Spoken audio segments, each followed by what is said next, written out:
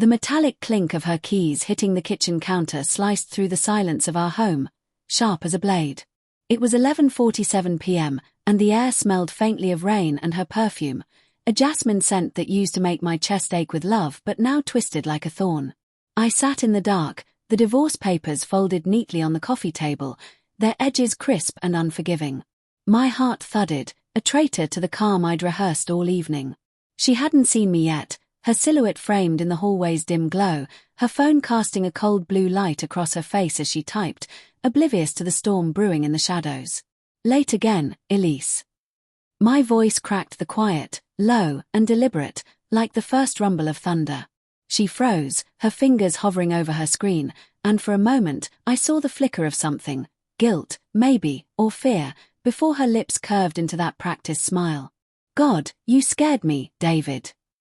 She laughed, too bright, too brittle, slipping her phone into her purse with a casualness that felt rehearsed. Work was a nightmare. The client meeting dragged on forever. I nodded, my jaw tight, the lie settling like ash in my throat. The client meeting. The same excuse she'd used 3 nights this week, each one delivered with that same polished ease. I wanted to believe her, had wanted to for months, but the signs were there, piling up like unpaid bills.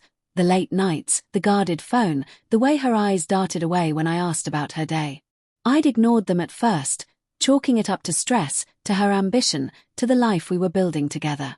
But doubt is a slow poison, and it had seeped into every corner of me. The living room felt smaller now, the walls pressing in as I watched her kick off her heels, her movements fluid but deliberate, like someone stepping through a minefield. The divorce papers glowed faintly in the moonlight spilling through the window, their presence a silent accusation. I hadn't planned to serve them tonight, not yet, but the weight of her lies had grown too heavy, and I was tired of carrying them. Do you want to tell me where you really were? I asked, my voice steady now, though my hands trembled in my lap. Her smile faltered, just for a second, and I saw it. The crack in her armor, the truth clawing its way to the surface. What are you talking about? She crossed her arms, her tone sharp, defensive. I told you, the client. Stop. The word came out harsher than I meant, and she flinched, her eyes narrowing. I stood, the papers in my hand now, their edges biting into my palm. I called your office, Elise. At 9. No one was there.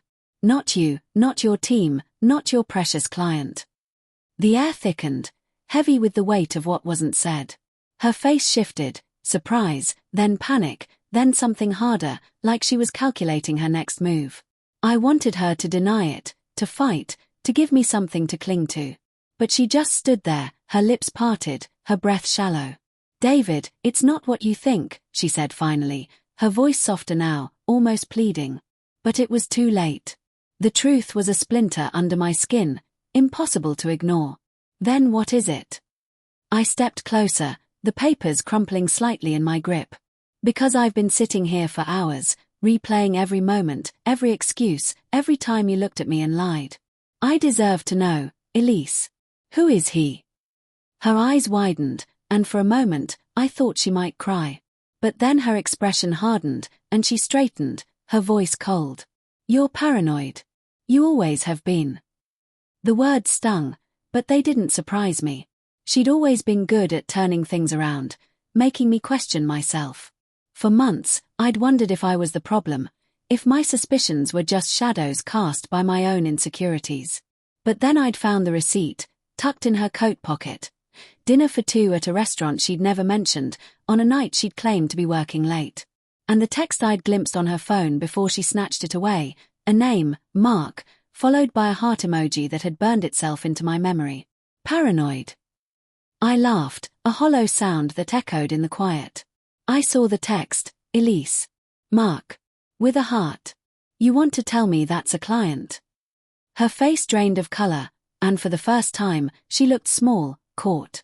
She opened her mouth, then closed it, her hands twisting together. The silence was deafening, louder than any confession could have been. I didn't mean for it to happen, she whispered finally, her voice breaking. It was just, work was so much, and you were always so distant, and he listened. I wanted to scream, to shake her, to demand how she could justify it. But all I felt was a hollow ache, like something vital had been carved out of me. Listened. I repeated, my voice barely above a whisper. I was here, Elise. Every day, waiting for you. And you chose him. She stepped toward me, her hand outstretched, but I backed away, the papers a barrier between us. David, please. I love you. I messed up, but we can fix this. Fix this.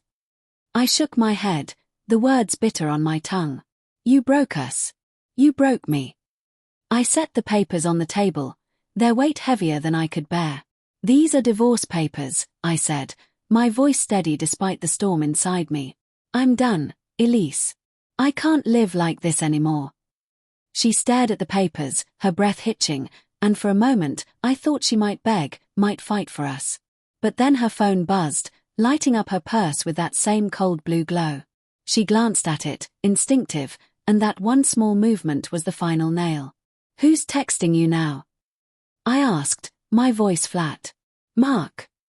She didn't answer, but her silence was enough. I turned away, my chest tight, the room blurring around me. I wanted to hate her, to rage, but all I felt was grief, for the life we'd planned, for the love I'd thought was unbreakable. As I walked toward the door, her voice stopped me. David, wait. It was soft, almost a plea, but there was something else in it, something calculating. I turned, and she was holding her phone, her thumb hovering over the screen. It's not Mark, she said, her eyes meeting mine. It's about work. I can show you. But I saw the lie in her eyes, the same one I'd ignored for too long. Keep your phone, I said, my voice cold. And keep your secrets. I don't need them anymore.